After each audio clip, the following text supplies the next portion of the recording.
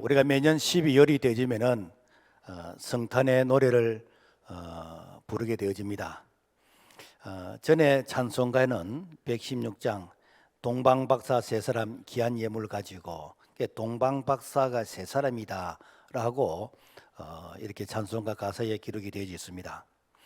그 이유는 황금과 유향과 몰약 이 세 가지 예물을 드렸다는 이유 때문에 아마 동방박사가 세 사람이었을 것이다 라고 이렇게 생각을 한 것입니다. 만약 세 사람이었다면은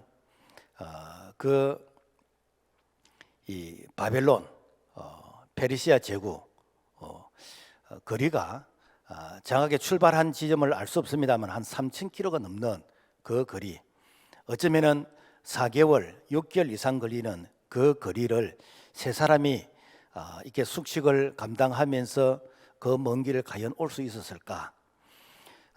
참 많은 이게 그 의문이 들게 됩니다. 구전에 의하면은 한 12명이 왔다라는 그런 기록도 있습니다. 뿐만 아니라 동방 박사들에 대한 선입견도 별을 연구하는 점성가다라고 얘기합니다. 우리의 사고로 점성가는 역술인, 또 무속인, 사실 좀 무식하게 느껴지는 그런 어떤 느낌이 듭니다. 만약 이것이 사실이라면은 그들이 이스라엘에 와서 왕으로 나신 이가 누구냐라고 물어야 되는데 유대인의 왕으로 나신 이가 누구냐라고 묻습니다. 이렇게 질문할 때는 뭔가 그들이 유대인의 역사에 대한 선지식이 있었다라는 것을 우리가 가늠해 볼 수가 있습니다. 그렇다면은 역사적으로 이 동방박사 그들은 과연 누구일까? 오늘 이 시대에 우리가 동방박사를 따른다면은 누가 동방박사의 후예가 될 수 있을 것인가? 우리가 이 사실을 좀 더 깊이 안다면은 성탄을 대하는 자세 그리고 성탄을 이해하는 데 큰 도움이 되리라고 생각이 되어집니다. 첫째, 동방박사들은 누구인가? 마태복음 2장 1절에 보면은 헤롯 왕 때에 예수께서 유대 베들레헴에서 나심에 동방으로부터 박사들이 예루살렘에 이르러 말하되, 성경에서 말하는 이 동방은 예루살렘을 기점으로 해서 동쪽을 동방이라 그럽니다. 그래서 그 동쪽은 바벨론 지역, 페르시아 지역, 지금으로 치면은 이라크, 이란 지역입니다. 가끔 이렇게 신천지나 이단들은 그 동방이 이렇게 대한민국이고 뭐 대한민국 어디다라고 하면서 사기를 치는데 전혀 그런 뜻은 아닙니다. 당시 배를 연구하는 점술가들이 이 유대 나라에 왕이 탄생할 것이다라는 그런 지식을 그들이 어디에서 들었을까? 사전 지식이 없었다면은 도저히 이해할 수 없는, 그것도 예수님께서 탄생하실 때 정확하게는 BC 4년에 탄생하셨거든요. 그럼 BC 4년이란 그 기간을 그들이 어떻게 알았을까? 성경에 박사라는 이런 말이 신약에서는 이 예수님의 탄생을 이렇게 배경으로 해서 한 2번 나오고 구약에서는 한 20번 정도 나오는데 그 20번 중에서 12번이 이렇게 바벨론, 즉 다니엘을 중심으로 해서 이 박사란 말이 기록이 되어져 있습니다. 그렇다면은 이 동방박사는 바벨론에서 활동했던 이 다니엘을 우리가 연구해 보면은 그 박사에 대한 그 이해를 우리가 충분히 할 수 있으리라고 생각이 되어집니다. 우리가 이스라엘 역사를 살펴보면은 유대 나라가 BC 586년에 이 바벨론이라는 나라에 망하게 되집니다. 그래서 바벨론이란 이 나라가 이 유대 나라에 있는 사람들을 포로로 잡아가게 됩니다. 그리고 유대 나라에 똑똑한 청소년들을 포로로 잡아가서 그들이 바벨론의 문화, 바벨론의 이런 지식을 이렇게 학습시켜서 그들이 이 바벨론 나라의 공직자로 채용하게 되지는 바로 이런 일을 했다라는 것입니다. 그때의 다니엘과 이 세 친구들도 이렇게 잡혀갔는데 그들이 얼마나 참 지혜와 총명이 이렇게 충만했던지 그 바벨론의 그 박사들 그리고 술객들보다도 지혜가 10배나 더 충만했다라고 하고 있습니다. 우리가 IQ가 2배만 되어지도 이는 천재 수준을 초월하는 것이죠. 그런데 10배나 똑똑했다라는 것은 이거는 그야말로 이게 비교의 대상이 없는 그런 자가 바로 다니엘과 이렇게 다니엘의 세 친구들의 평가였다라는 것입니다. 실제로 포로로 잡혀갔던 자 중에는 다니엘과 다니엘 세 친구 외에 보면은 에스겔과 하나냐와 미사엘과 아사라, 에스라, 느헤미야 등이 그 당시에 왕의 신임을 받아서 이 바벨론의 전국의 도를 다스리는 그런 공무원 역할을 했습니다. 지금 말하면은 도지사와 같은 그런 역할을 이 바벨론의 포로로 잡혀갔던 유대 나라 사람들이 그런 역할을 했다라는 것입니다. 그래서 이 박사라는 이 호칭은 오늘날로 우리가 생각할 때는 어떤 학문적인 전문성이 있어서 부여하는 그런 어떤 박사학위가 아니고 이 왕의 권위를 통해서 야, 너 똑똑하다, 너 박사해라. 와, 너 똑똑하네, 너 박사해라 라고 하면서 왕이 소위 말해서 임명하면은 그때부터 이 박사가 되어지는 것입니다. 우리나라의 역사 가운데서 이와 비슷한 그런 일들이 있었습니다. 1956년 이승만 대통령이 이렇게 그 집권할 때 그때에 그 경찰서 그 보초를 쓰던 이 경위가 이승만 대통령의 특별한 어떤 신임을 얻게 되었습니다. 이렇게 해가지고 5계급 특진에서 그래서 그 경무대 경찰서장이 되어지는 그런 일이 있었습니다.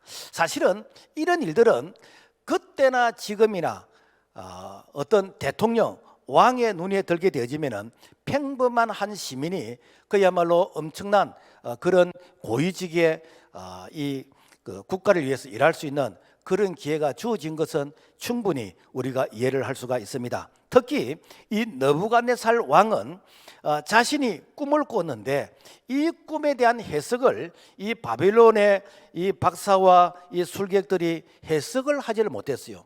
이때에 다니엘이 해석을 해줍니다.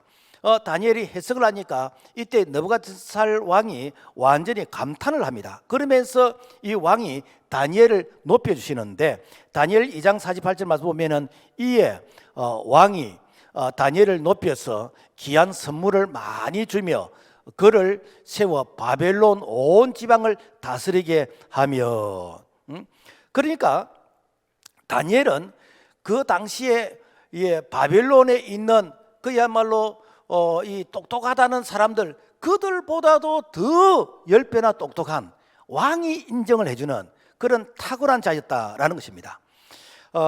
이 다니엘의 이 탁월함은 이 유대 나라가 바벨론 포로 70년이 이렇게 그 경과하는 그런 과정 속에 그 왕이 이게 4번이나 바뀌게 됩니다. 그래서 바벨론에서 2번, 또 이렇게 페르시아 제국에서 2번 이렇게 4번이나 바뀌게 되는데 보통 일반적으로 이 왕이 바뀌면은 그 밑에 강요들도 바뀌는 것이 일반적인 예입니다. 그런데 다니엘은 4번이 왕이 바뀐데도 불구하고 이 총리 중에서 총리가 되어지는 이런 총리가 또 총리를 다스리는 그 정도의 신임과 탁월한 자가 다니엘이었다라는 것입니다. 그래서 다니엘서 6장 26절 말씀 보면은 내가 이제 조서를 내리노라 내 나라 가날 아래에 있는 사람들은 다 다니엘을 하나님 앞에서 두려워하며 떨지니 그는 살아계신 하나님이시요. 그러니까 이방 이 나라 왕이 다니엘이 섬기는 그 하나님이 진짜 살아계시는 신이다.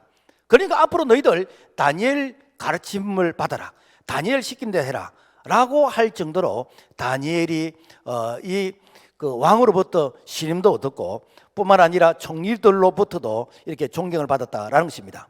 그래서 바벨론 포로 70년이 이제 지나면서 이 바사 제국의 고레스 이 왕이 너희들 왜 포로로 잡혀와서 남의 나라에서 이렇게 오랫동안 너희들이 식민지 생활하느냐, 너희들 본국으로 돌아가라. 그래서 1차, 2차, 3차 이렇게 해서 본국으로 돌아가게 되어지는데 그런데 본국으로 다 안 돌아가고 거기서 체류하고 있는 남아있는 사람들도 있었다는 것입니다. 소위 말해서 이렇게 70년 동안 포로 생활을 하면서 70년 동안 있는 동안에 자기 나름대로 생활의 기반을 잡고 어떤 재산이 좀 이렇게 축적이 되어지고, 그래서 뭐 땅도 사고 뭐 집도 사고 하면서 나름대로 이 재산을 이렇게 축적한 사람들은 내가 다시 고향으로 돌아가면은 이 재산들을 가지고 갈 수 없으니까, 그래서 그러니까 주저앉아 있는 이런 사람들, 그러니까 이런 사람들을 바로 다니엘의 후예들이다라는 것입니다. 뭐 우리를 역사로 치면은 우리가 일제 36년 그 강점기를 이렇게 지나면서 이 8월 10월 해방이 되었습니다. 해방이 될 때, 그래서 일본에 있던 일본의 이 그 징집으로 끌려갔던 이게 동포들이 많이 해내탄을 건너서 이 조선 항구로 오게 됐습니다. 그런데 그들 중에는 다 안 돌아왔어요. 다 안 들어오고 제일동포로 남아 있습니다. 그러니까 지금도 제일동포로 남아 있는데, 그들이 일본에 살면서도 우리 마음의 고향은 우리가 대한민국이다. 왜냐하면은 이 포로로서 이게 있는 이런 사람들은 아무리 자기가 생활이 넉넉하다 할지라도 거기서 소위 그 어떤 출세의 한계가 있습니다. 그 제일동포들도 뭐 군인이라든지 고위 공직자들이라든지 정치인은 못하게 한다잖아요. 법으로서 못하게 한대. 혹시 나라를 어떤 대적하는 그런 입장에 있을까 싶어서. 그러니까 이제 사업가들, 뭐 스포츠라든지 뭐 다른 쪽으로 이제 주로 많이 이제 출시하는 이제 그런 경향이지요. 마찬가지로 이 유대인들도 이 포로로 잡혀가 가지고 그래서 거기서 체류하고 남게 되지는데, 이 포로로 잡혀가서 전 세계에 흩어져 있는 이런 사람들을 디아스포라 유대인이다라고 얘기합니다. 그래서 디아스포라로 흩어져 있는 이런 유대인들이 비록 거기서 내가 이렇게 좀 편안하게 산다 할지라도 내 마음의 고향은 늘 어딘가 유대 나라 이스라엘이다라는 것입니다. 그래서 그들이 차별을 받고 그들이 여러 가지 불력을 당하고 그들이 고통과 어려움을 당하면 당할수록 그들은 이 고향에 대한 그리움 뿐만 아니라 그들이 다니엘을 통해서 들었던 메시아에 대한 그 사상을 그들이 생각하게 되지는, 구원자가 오셨으면 좋겠다. 이렇게 유대 나라에 참 이렇게 메시아가 오신다 그랬는데 그 메시아가 좀 빨리 와서 우리를 이 고통 중에서 빨리 좀 해방시켰으면 좋겠다라는 이런 생각을 가지고 살았던 사람들을 갖다가 메시아 대망 사상이다라는 것입니다. 그래서 그런 자들이 참 많이 있었다는 것입니다.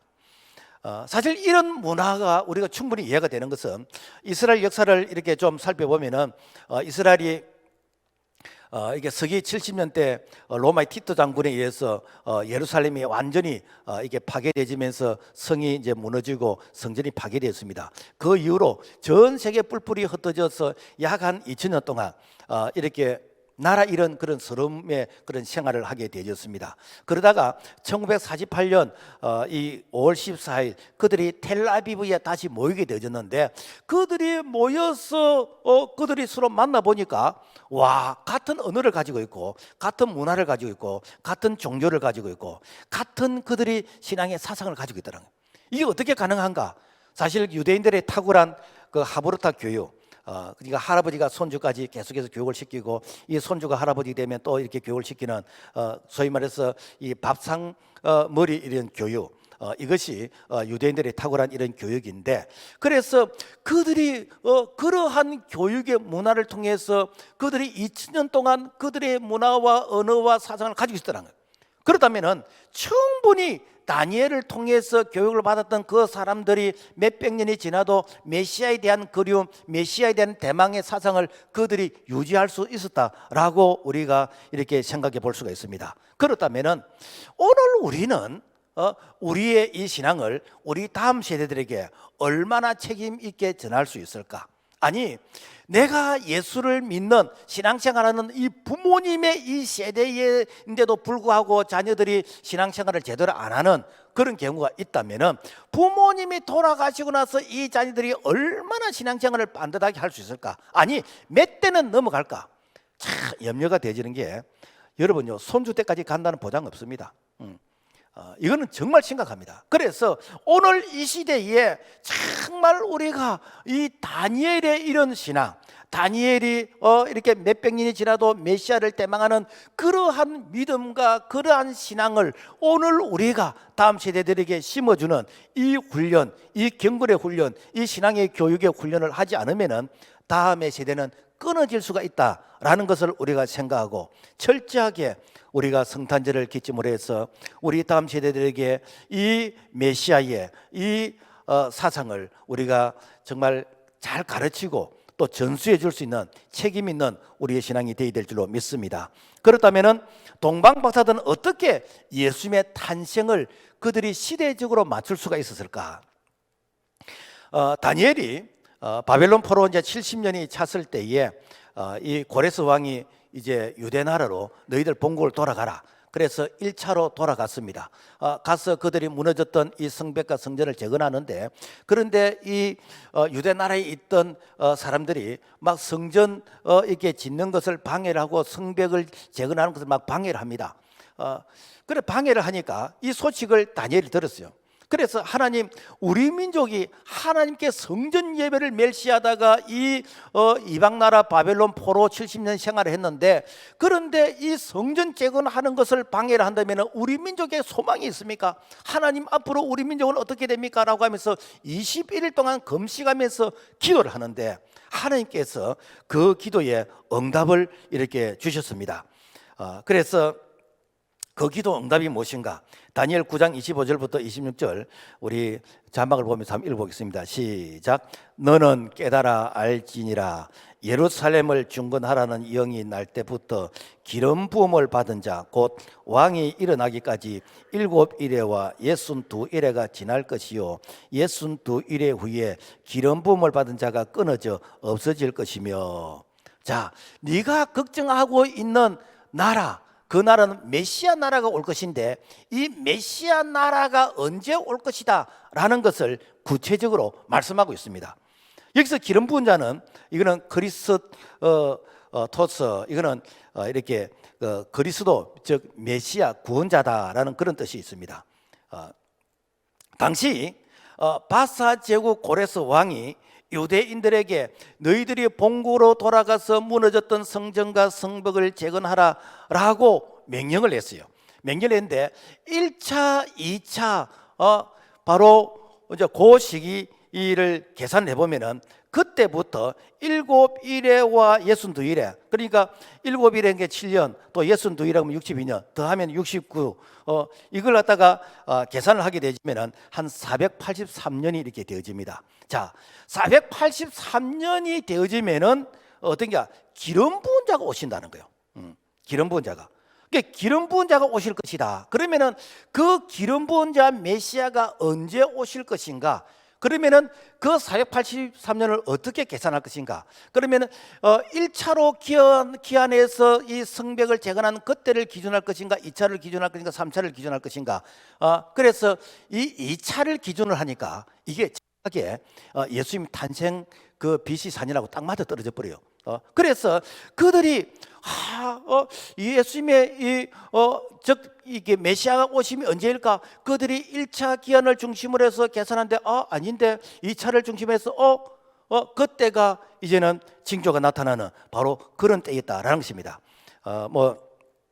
좀 더 궁금하신 분들은 제가 이렇게 산술적으로 예배가 끝나고 나서 이게 어떻게 계산이 되었는지 저도 궁금해서 계산기 가지고 한번 두드려 봤습니다. 제가 이렇게 가르쳐 드리겠습니다. 그래서 이 성벽 재건 2차 기한을 통해서 이제 이 메시아가 오시는데, 그 메시아가 오신 거하고 그 다음에 예수님께서 30년 이후에 공생의 사역을 시작하나요. 그래서 메시아가 오셔서 이 기름 부음을 받는다는 것은 이거는 세례를 받는 것이고, 그리고 기름 부음이 끝난다라는 것은 예수님께서 공생의 사역을 3년 반 지나고 나서 이제 십자가 달려 죽으시는 것이 기름 부음이 끝나는 것이거든요. 그러면은 기름 부음이 임하는 그 예수님의 공생의 사역 30년 그 이전 30년을 계산하면은 어떻게 되는가? BC 4년이 나와요.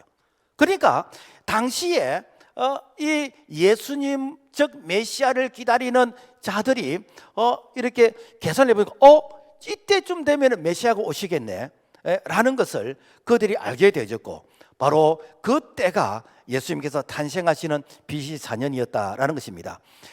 정확하게 이렇게 예수님의 탄생을 역사적으로 계산하면은 서기 0이 아니고 BC 4년인데, 그 BC 4년이 바로 62일에 또 7일에와 이렇게 맞아 떨어지더라라는 것입니다. 자, 이러한 사실을 바벨론과 바사 제국에서 가장 존경을 받던 이 총리 이 다니엘이 그 총리들과 그 신하들과 당시에 이 유대인들의 그 후예에 있는 사람들에게 철저하게 가르쳤을 것이다. 다니엘은 그렇게 하고도 남는다. 왜? 다니엘의 그런 지혜와 총명이 일반 사람들보다 10배나 더했기 때문에. 그래서 우리는 충분히 다니엘의 후예라면은 이것을 이렇게 메시아를 기다릴 수 있을 것이다 라고 우리가 믿어도 전혀 이렇게 손색이 없습니다. 자, 그리고 메시아가 이렇게 강림하실 때 하늘에 특별한 징조가 있을 것이다 라는 것도 가르쳤을 것입니다. 민수기 24장 17절만 보면은 한 별이 야곱에서 나오며 한 규가 이스라엘에서 일어나. 여기서 한 규라는 거, 이거는 왕, 이렇게 통치자를 이렇게 상징하는 것인데, 이 왕이 통치자가 오실 때에 한 별이 나타날 것이다 라는 것도 다니엘이 가르쳤을 것 같아요. 뿐만 아니라 장소도 가르칠 것 같아요. 미가서 5장 2절 말씀 보면은 베들레헴 에바르다야 너는 유다 족속 중에 작을지라도 이스라엘을 다스릴 자가 너에게서 내게로 나올 것이라. 그래서 이 메시아가 오는데 아무데나 오는 게 아니고 그 유대 나라 이렇게 예루살렘 도시가 아니고 베들레헴에서 오실 것이다 라는 것을 알게 되어졌다라는 것입니다. 뿐만 아니라 그분이 오시면은 그분이 어떤 일을 하실 것인가 라는 것도 이미 가르쳤을 것이라. 이사야서 9장 1절 말씀 보면은 전에 고통받던 자에게는 흑암이 없으리라. 후에는 해변길과 요단 저쪽 이방의 갈릴리를 영화롭게 하였느니라. 흑암에 행하던 백성이 큰 빛을 보고 사망에 그늘질 땅에 거주하던 자에게 빛이 비치도다. 무엇인가? 이 유대인들이 고통을 당하던, 유대인들이 식민지로서 이 압제를 당하던 그런 땅에 이제는 이 그 흑암에 빛이 임하게 됨으로 말미암아 바로 그런 땅들이, 그런 이 동네가 영화롭게 될 것이다 라는 것입니다. 어떻게? 바로 구원자 메시아가 오시면은 다시 회복시켜 주신다라는 것입니다. 그러니까 이 지혜와 총명이 탁월했던 이 다니엘이 당시에 이 바벨론과 바사 제국에 남아 있던 이 유대인들의 그런 이 잔류한 자들뿐만 아니라 그 시대에 이렇게 박사와 이런 술객들에게 이런 내용을 이렇게 가르쳤을 때에 충분히 바로 그 때를 계산을 해보면은 지금쯤 오실 때가 되었네 라는 것을 그들이 가늠해 볼 수가 있다는 거예요. 그러하기 때문에 그들이 배를 보고 유대 땅을 향해서 와가지고 그들이 유대인으로 왕으로 나시니가 어디 있뇨? 우리가 동방에서 거의 배를 보고 우리가 경배로 왔노라. 이것은 충분히 사전, 소위 말해서 오리엔테이션, 사전 지식이 있는, 사전에 학습이 되어져 있는, 사전에 그들이 뭔가 알고 왔다라는 것을 우리가 충분히 짐작해 볼 수 있습니다. 오늘 우리가 이 성탄절을 맞이하면서 우리가 자녀들에게 이 사전 지식을 가르쳐야 돼요. 성탄절은 너희들이 선물 받고, 성탄절은 이게 디스코 클럽에서 마시고 뛰놀고 이게 죄를 짓는 것이 아니라, 이 성탄절은 하나님이 우리를 구원하시기 위해서 육신의 몸을 입고 이 땅에 오시는데 그분이 베들레헴 말구에서 오셨다라는 이 사실을 가르치는 것, 이것이 성탄의 기본적인 정신인 것이고 이것이 성탄의 본질이다라는 것입니다. 그래서 우리가 성탄절 되면은 뭐 트리도 하고 뭐 캐럴송도 부르고 선물도 주고받고, 이거는 성탄의 문화이지 이게 본질이 아니라. 그러니까 성탄의 본질은 무엇인가? 예수 그리스도라는 거예요. 그래서 예수 그리스도를 우리가 전할 때에, 그래서 이 예수 그리스도를 통해서 다음 세대 마치 이렇게 483년이 지나서 예수가 오신다라는 것들을 그들이 학습을 통해서 알았던 것처럼, 오늘 우리의 신앙이 400년이 지나도 우리 다음 세대가 끊어지지 않는 이런 믿음, 이런 신앙을 우리가 다음 세대에게 계승하는 그런 책임감 있는 성탄절이 되기를 주의 이름으로 부탁을 드립니다. 자, 그렇다면 왜 동방박사들은 먼 길을 찾아왔을까? 그들이 출발한 지역은 어디라는 것은 없습니다. 그렇지만은 그들이 출발했던 그 이 바사 제국에서 이 예루살렘까지 거리를 한번 이 계산을 해보면은 한 3,200km 정도로, 우리가 서울과 부산을 한 450km 이렇게 본다면은 한 7배 정도 되어지는, 그러니까 뭐 요즘은 KTX나 이렇게 뭐 고속버스나 이게 교통수단이 좋습니다만은 그때 제일 좋은 그때 세단이 뭔가 낙타 타고 가는 것입니다. 그러니까 낙타를 타고 이렇게 간다고 할 때에 뭐 길이 뭐 고속도로 좀 닦여 있었겠습니까? 산을 넘고 그다음에 강을 건너면서 또 해가 지면 어디에서 유숙을 해야 될 것이고 그러다가 뭐 조금 피곤하면은 또 하루 정도 이렇게 또 휴식을 취해야 될 것이고, 여하튼 이런 참 먼 길을 그들이 왜 떠나려고 했던가? 사실은요, 그 시대에 그런 이렇게 여행자들이 이동하는 데는 항상 강도들이 있고, 우리가 뭐 여리고 강도라듯이 그 항상 그 강도가 있고, 뿐만 아니라 이 광야에는 이 그 불뱀이라든지 뭐 정갈이라든지 뿐만 아니라 여러 가지 위험이 도사리고 있는, 그러니까 그 먼 거리를 내가 이렇게 여행을 한다는 이것은 특별한 사명감이 아니고는 갈 수가 없습니다. 아니, 안 가도 괜찮습니다. 누가 왜 안 오냐고 따질 사람 아무도 없습니다. 그럼에도 불구하고 왜 그 길을 가려고 했을까? 그 이유가 무엇일까? 우리가 이 동방박사를 조금 더 우리가 고민하면서 연구해 보면은 오늘 우리의 신앙의 이 안일함, 나태함, 오늘 우리의 신앙의 정말 부끄러운 이런 모습들을 많이 발견하게 됩니다.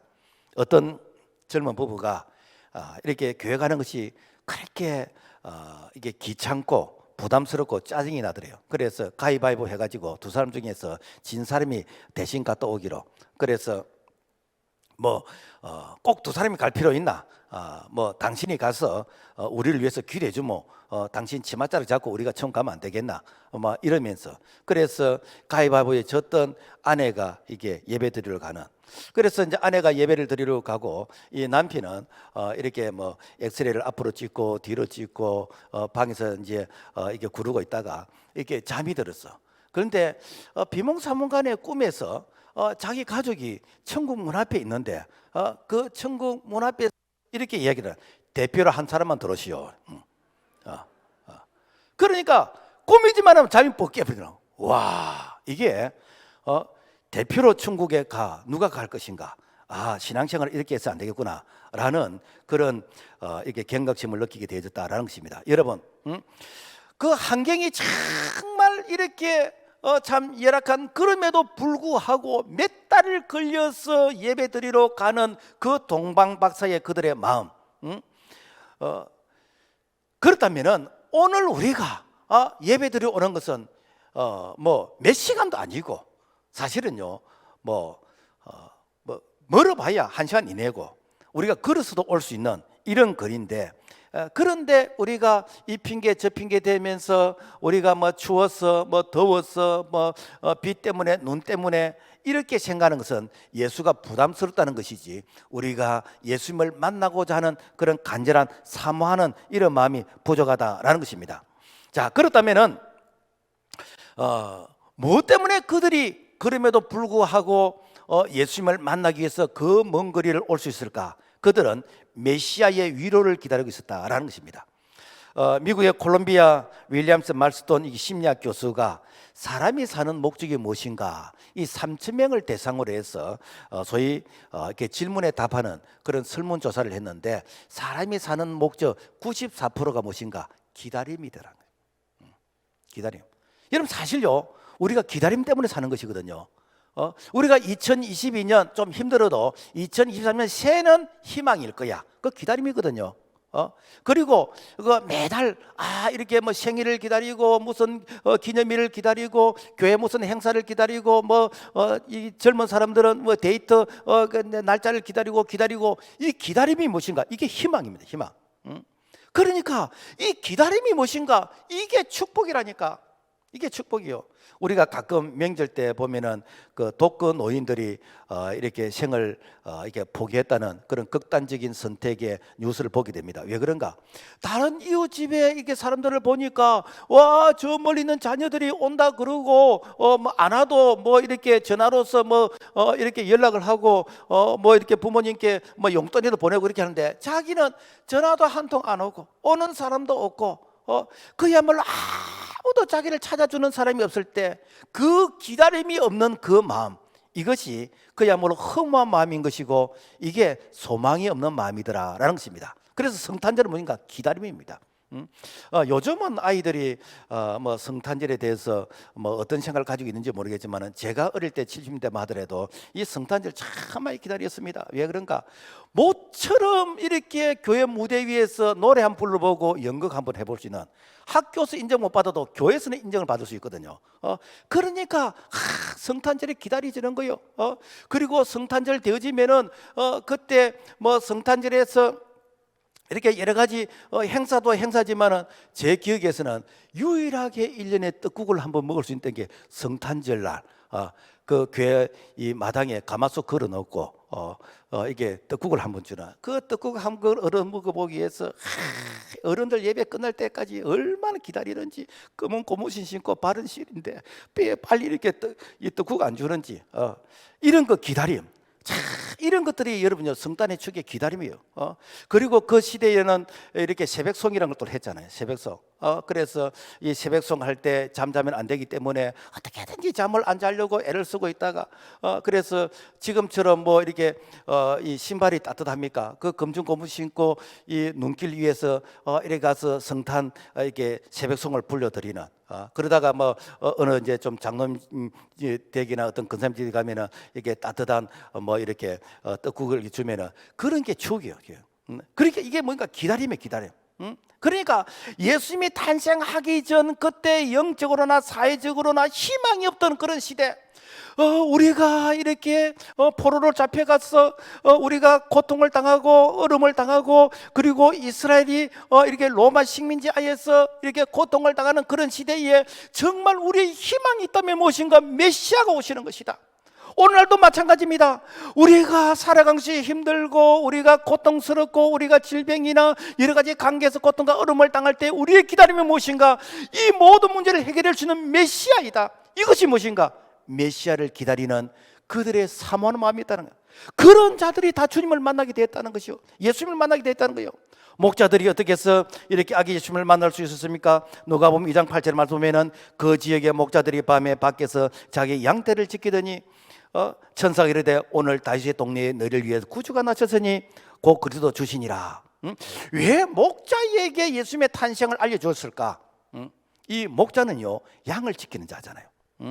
그러니까 그 시대 양을 지키는 이 자들은 목자가 잠을 깊게 자면은 이 밤에 이렇게 산업 맹수가 와서 양을 물고 간다든지 도둑놈이 와서 양을 훔쳐가든지 이럴 수가 있기 때문에 잠을 깊게 못 자는 거예요.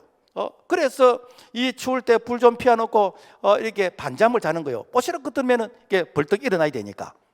그래서 양을 지키는 목자, 양을 위해서 희생의 그런 마음을 가지고 있는 이 목자, 그들에게 이 예수님의 탄생의 소식을 전해줬다는 거예요. 왜 전했는가? 너희들 양을 지키는데 너희들 수고하지, 양을 지키는데 너희들 정말 희생적인 그런 생각을 가지고 있지. 진짜 목자가 오셨다. 참 목자가 오셨다. 그 참 목자는 이렇게 양을 위해서 목숨을 버리는 참 목자가 오는데 너희들 그 목자를 만나고 싶지 않니? 이게 무엇인가? 바로 양을 지키던 이 목자에게 이 예수님의 탄생을 알려주면서 이분이 진짜 참 목자다라는 것을 그들에게 알려주었다는 겁니다. 뿐만 아니라 시몬이 예수님을 만나게 되었습니다. 누가복음 2장 25절 예루살렘에 시몬이라는 사람이 있으니 이 사람은 어렵고 경건하여 이스라엘의 위로를 기다리는 자라. 무엇인가? 이스라엘이 역사적으로 엄청난 시련과 고난을 당했습니다. 그러니까 제발 우리나라에 구원자가 오셨으면 좋겠다, 메시아가 오셨으면 좋겠다. 우리 민족의 이런 아픔과 이런 고통을 좀 해결해 줄 그런 자 메시아가 왔으면 좋겠다. 늘 그들이 기도하면서 기다리니까, 그러니까 그래, 너희들이 정말 메시아를 기다리냐? 내가 메시아다 라고 하면서 그들에게 이 메시아의 이 기다림의 만남의 축복을 주셨다는 겁니까? 여러분, 오늘 우리가 좀 기다림이라는 게 사실은 좀 필요합니다. 사실 우리 이 한국 사람들이 이렇게 장점이면서 단점이 무엇인가? 빨리빨리요. 빨리빨리. 그래서 금방 짓고 금방 부수고 다시 짓고. 그래서 제가 80년 초에 제가 그 루마니아에 직장 생활할 때 그 콘스탄자라는 그 항구에 한번 간 적이 있는데, 거기 가니까 택시를 타는데 빨리빨리 하더라고요. 식당인데 묵고 하더라고. 나는 이게 뭐 그 나라 어느 줄 알았더니 북한 사람들이 거기에 먼저 가가지고 우리하고 똑같더라고. 뭐든지 급해. 빨리 먹고 그러니까 빨리 먹고 이래야 된다, 이런 뜻이죠. 여러분, 이게 참 빨리의 그런 문화인데, 그런데 사실은요 조금 느긋하게 기다리면 해결이 되는 겁니다. 오늘날 너무 급해.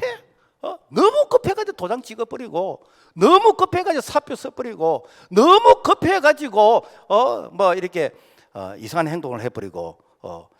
여러분요, 기다리면 99% 해결됩니다. 그게 무엇인가?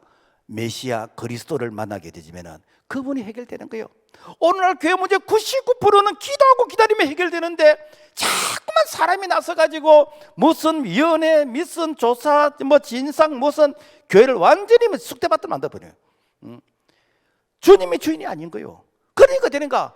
교회가 완전히 그야말로 그 힘을 잃게 되는, 동력을 잃게 되는 이런 현상. 왜 그런가? 기다리지 못하면서. 오늘날도 기도하면서 기다리면 주님이 도우시고 우리가 주님이 일하시는 것을 보게 될 줄로 믿습니다. 그 다음에 안나가 예수님을 만났습니다.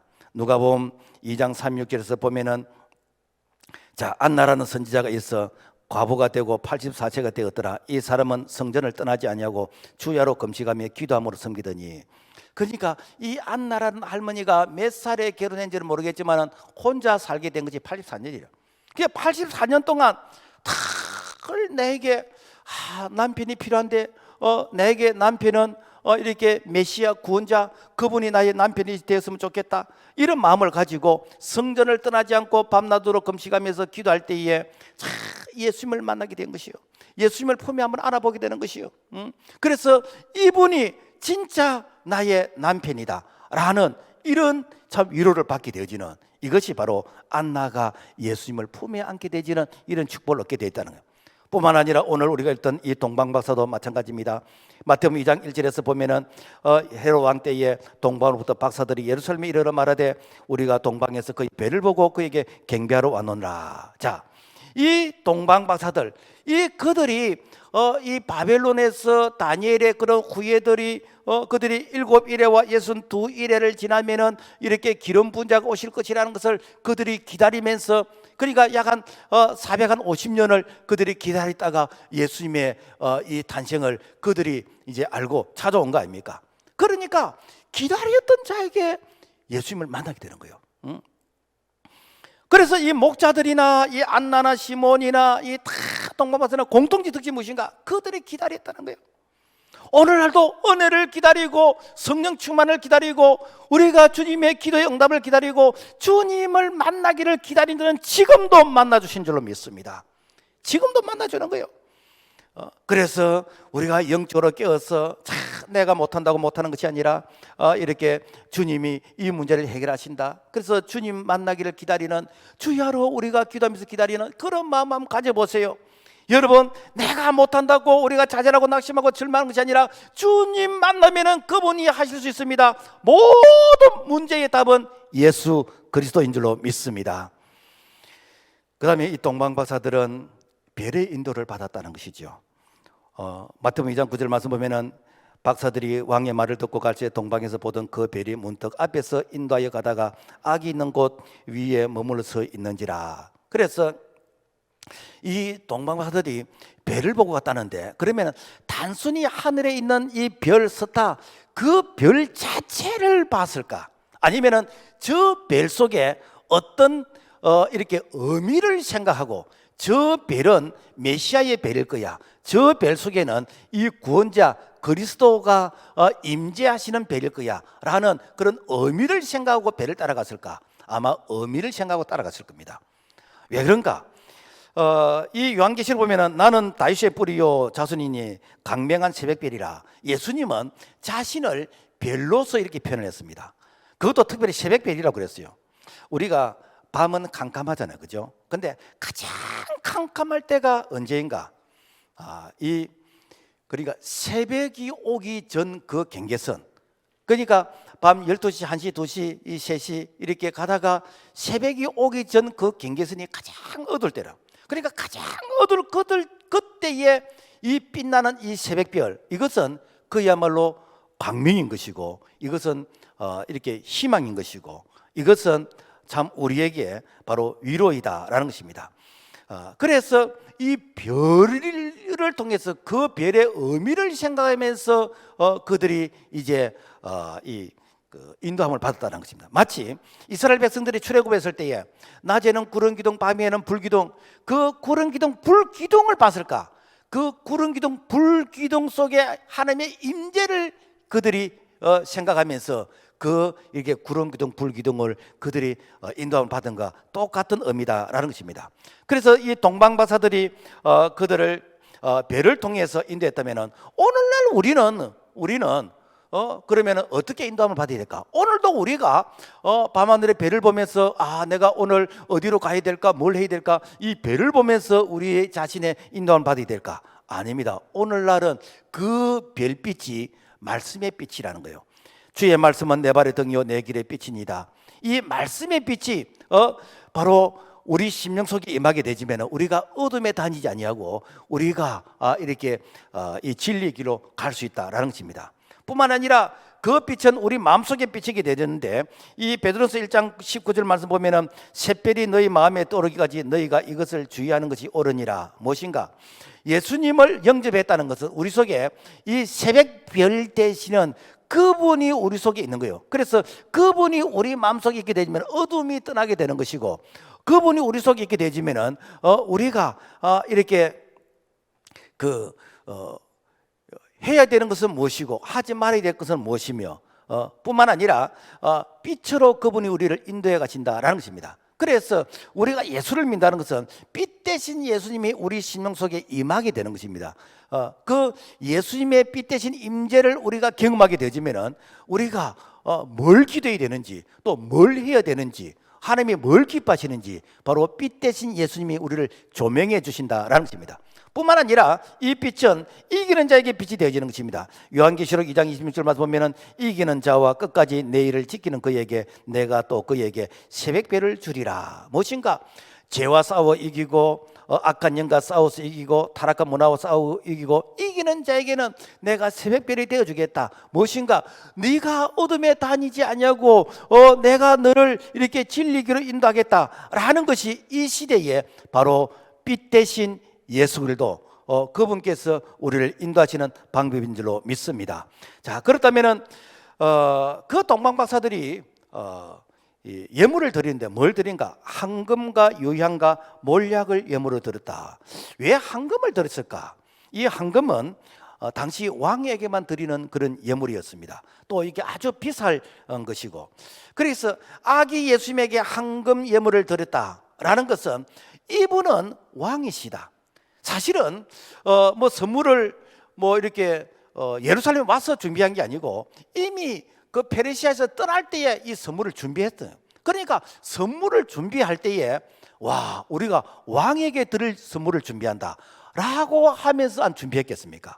그렇다면 이미 선물을 준비할 때 우리가 만나는 분은 왕이시란 거예요. 그래서 아기 예수님에게 이 선물을 때 아기 예수님은 왕이십니다 라는 그런 신앙의 고백이란 거예요.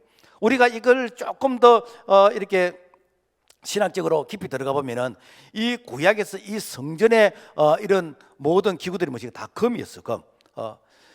그래서 이 금은 이 바로 이 장차 그 성전의 참 주인이신 예수 그리스도를 상징하는 그런 모형이 있는데, 그 구약의 성전은 장차 이 참 성전이신 예수 그리스도의 모형으로서 그분이 이렇게 왕이시다라는 그런 그림자였거든요. 뿐만 아니라 이 금은 무엇인가?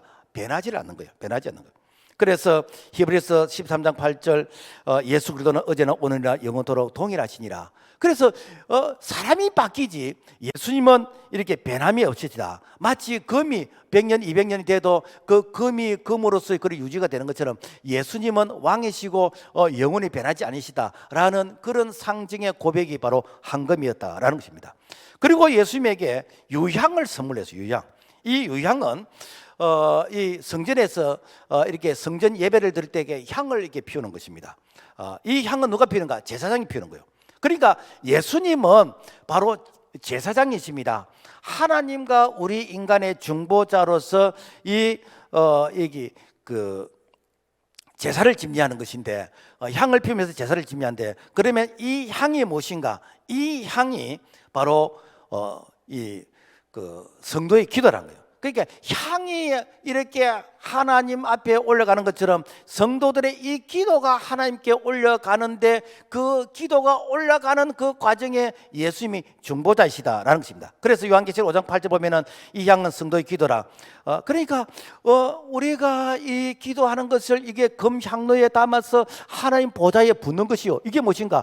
기도가 하나님 앞에 하나도 남김없이 전부 다 상달되어진다라는 것입니다. 그래서 이 성탄절은 우리가 주님 앞에 향을 드리는 것입니다. 무슨 향을 드리는가? 내 뜻을 내려놓고 하나님의 뜻을 우리가 이루어 드리기 위해서 그래서 말씀을 붙들고 기도하는 이 기도 정말 이렇게 하나님께서 받으시는 그러한 이 험량하시는 이 향의 기도 이것이 바로 이게 예수님에게 드려지는 이 선물이다라는 것입니다. 뿐만 아니라 이 향은 삶의 향이라는 것이죠. 고린도서 2장 15절 말씀 보면은 우리는 하나님 앞에서 그리스도의 향기니. 자, 하나님 앞에서 그리스도의 향기란 거예요. 그럼 우리의 삶이 뭐가 향기냐? 아가서의 말씀 보면은 백합화가 가시나무 속의 백합화라고 하고 있습니다. 아니 이 예쁜 백합화가 왜 가시나무 속에 있어야 되는가? 그것은 이 바람이 불면은 이 가시나무하고 이 백합화가 흔들리면서 이 백합화 가시에 찔리는 거예요. 그러면은 이 백합화 속에서 이 진액이 나옵니다. 그러면은 그 진액이 바람이 불면서 향기가 나는 것이요. 그러니까 이 가시에 찔리지 않는 이 백합화는 향이 없어요. 오늘날로 말하면 무엇인가? 예수 그리스도 그분께서 이렇게 십자가에서 찔리실 때에 아버지여 저들이 하는 것을 저들이 알지 못하니 저들이를 용서해 달라고 할 때에 향이 가장 많이 나왔어요. 이 스데반이 이렇게 돌에 맞아 죽을 때 하나님이여 저들이 모르고 저러는데 저들이 저를 용서해 달라고 스데반이 순교할 때 향이 가장 많이 나왔습니다. 오늘 우리에게 언제 향이 가장 많이 나옵니까? 우리가 고통을 당할 때 찔림을 당할 때에 내가 예수 믿는 이유 때문에 불력을 당하고 예수 믿는 이유 때문에 억울한 일을 당할 때에 주님 앞에 나와서 기도할 때 그때에 예수의 향이 나오는 것이요. 그때에 주님께서 우리의 기도를 받으시는 그 진한 향, 찔림을 통해서 나오는 그 진한 향, 바로 우리 주님께서 그래 네가 내 이름 때문에 네가 눈물을 흘린다고 네가 내 이름 때문에 손해를 봤어. 그래 내가 너에게 왕이 되어주마. 내가 너에게 위로자가 되어주마. 뿐만 아니라 초대교회 때는 에베소 교회, 빌보 교회 그 교회 성도들이 주님께 올려드리는 예물이 향이었습니다. 그래서 빌보 4장 18절 이는 받을지 만한 향기로운 제물이 하나님을 기쁘시게 한 것이라. 왜 예물이 향했는가? 그 당시 교회들이 다 어려웠어요. 그 힘들고 어려운 그런 가운데서도 이 사도 바울이 복음을 전하는 이 일에 그들이 진액을 쏘아서 성도들의 허리띠를 졸라매고 이렇게 진액을 모아서 이것을 성경금으로 전동금을 드린 것이죠. 이것이 무엇인가? 하나님 바치는 향기로운 예물이라는 것입니다. 오늘 우리가 성탄 때 드리는 것은 내가 쓰고 남아서 드리고 내가 뭐 이렇게 여유가 있어 그게 아니고 정말 진액을 쏟아서 드리는 이 예물 뿐만 아니라 내 삶의 향기가 넘치는 이 예물 이것이 무엇인가? 바로 우리가 예수님께 드리는 이 시대에 바로 성탄의 예물이 되어야 될 줄로 믿습니다. 그 다음에 뭘 드린가? 몰약을 드렸어요. 이 몰약은 이거는 시신에 바르는 겁니다. 소위 방부제. 여러분 어린 아이가 태어나는데 어린 아이의 그 시신에 발라라고 여러분 몰약을 들었다면은 이거는 예의가 아니잖아요. 이거는 무엇인가? 장차 이 아이가 어떻게 죽을 것이라는 것을 아는 것이요. 그래서 이 몰약을 예물로 드렸는데 요한복음 19장에 보면은 그 니고데모가 몰약과 침량 섞은 것을 100리터쯤 가지고 온지라 이에 예수의 시체를 가져다가 유대인의 장례법대로 그 향품과 함께 세마포로 쌌더니 무엇인가 예수님의 그 시체에 이 몰약을 소위 말하면 염하는 것처럼 이렇게 발라서 이렇게 해서 예수님의 그 장례를 치렀다라는 것입니다. 이것은 바로 이게 예수님의 그 죽음을 이렇게 그 어린 아기 때부터 상징하는 그런 선물이었다라는 것입니다. 여러분, 이 몰약이 이렇게 부패를 방지하고 참 이렇게 고통을 당하는 자에게 위로가 되어 준다면은, 그렇다면은 오늘 우리에게 이 몰약, 이것은 바로 예수도 그분께서 그래 네가 고통을 당한다고, 네가 얼음을 당한다고, 내가 너 때문에 내가 십자가에 못 박혔다. 그가 찔리면 우리의 허물을 인함이요 그가 상하면 우리의 죄악을 인함이라. 그가 이렇게 징계를 받음으로 우리는 평안을 두고 그 너가 채찍에 맞음으로 나음을 입었도다. 그러니까 우리 예수님께서 오늘 우리가 당하는 이 고난을 이미 예수님께서 십자가에 다 당하셨어요. 그래서 우리가 왜 예수 이름으로 기도하면 질병이 치료받고, 왜 예수 이름으로 기도하면 평화가 있고, 왜 예수 이름으로 기도하면 우리가 해방과 자유를 얻게 되는가? 그분께서 이미 몰약의 잔을 다 마셨었어요. 그러니까 오늘 우리에게는 평화를 주시는 것이요, 이 믿음으로 기도하게 되지면 지금도 오늘 우리에게 하나님이 주시는 이 위로가 임하게 된 줄로 믿습니다. 그렇다면 아기 예수님께 드린 이 황금과 유향과 이 몰약이 지금 어디에 있을까? 뭐 어디 박물관에 전시되어 있을까? 아니면은 어디엔가 이렇게 소장되어 있을까? 이것은 성경에 없는 말입니다만은, 그러나 충분히 우리가 유추해 볼 수 있는 것은 예수님이 탄생했는데 당시 이 헤롯 왕이 이렇게 거짓말을 합니다.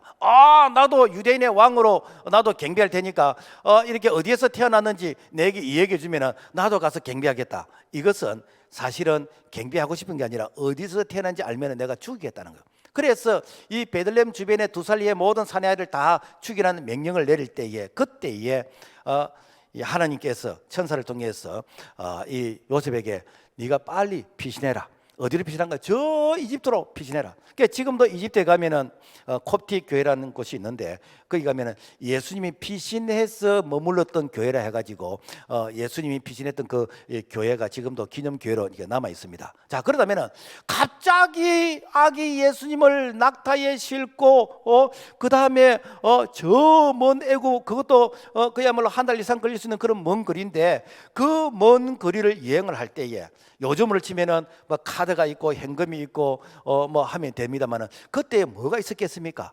돈 될 만한 게 뭐가 있었겠습니까? 그것도 이렇게 베들레헴으로 잠시 그 호적하기 위해서 이렇게 왔 그런 입장인데, 그러니까 아기 예수님이 이렇게 여행을 하시는 그 과정 속에 체류에 필요한 모든 부분들, 뭐 이렇게 음식도 필요했을 것이고, 뭐 방도 필요했을 것이고, 그 다음에 뭐 옷도 뭐 이렇게 사야 될 것이고, 필요한 모든 체류 비용이 무엇인가? 이게 황금이었다. 이게 황금이었다는. 오늘날 우리가 주님의 몸된 교회에 우리가 황금을 드린다면 이 황금이 무엇인가? 주님의 몸된 교회를 세워가는 일에 이게 쓰임 받는다는 것이죠.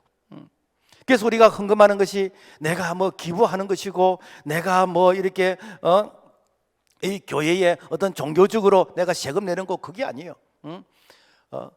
주님이 이렇게 체류하는 때에 꼭 필요한 그런 체류 비용처럼 주님의 몸된 교회가 꼭 필요한 곳에 쓰여질 수 있도록, 그래서 우리가 성탄절 헌금은 이렇게 선교사님들, 또 좀 어려운 이웃들 뿐만 아니라 이렇게 국가의 지원을 받지 못하는 양로원, 이런 곳에 우리가 좀 후원을 하려고 생각하고 있습니다. 그래서 우리가 이런 주님께 드려지면은 참 주님의 도움을 필요로 하는 자들에게 우리가 이렇게 사용하는 이런 마음으로서 우리가 헌금을 이렇게 헌금을 한다면은 가장 귀한 바로 성탄의 이 예물이 될 줄로 믿습니다. 말씀을 맺겠습니다. 예수님은 예언에 의해서 오셨고, 그리고 예언대로 사셨고, 예언대로 죽으셨고 예언대로 다시 오실 예수님인 것입니다. 그래서 오늘 우리는 이 시대에 제2의 다니엘이 되어서, 그래서 정말 오실 예수님이 아니라 이미 오신 예수님, 다시 오실 예수님을 우리 다음 세대들에게 가르치고 전해서, 예수님께서 언제 오실지 시간과 우리가 날짜는 알지 못하지만은, 그러나 이 다니엘의 후예처럼 의심하지 않고 믿음으로 기다리다가 정말 이렇게 재림의 예수를 부끄럽지 않게 만날 수 있는 그런 우리의 믿음의 신앙, 우리의 가정들이 이번 성탄절을 통해서 모든 성도들에게 임하기를 주님의 이름으로 축복합니다. 하나님 아버지 감사합니다. 다니엘이 참 이렇게 혼자만 신앙을 지킨 것이 아니라 내 다음 세대들에게 메시아 예수 그리스도가 오실 것을 참 교육하고 잘 가르쳤다면, 오늘 우리가 다음 세대들에게 우리 믿음과 신앙이 끊어지지 않고 계속해서 개성될 수 있는 책임 있는 우리의 신앙이 될 수 있도록 이번 성탄절을 통해서 은총을 베풀어 주시옵소서. 예수님 이름으로 기도합나이다. 아멘.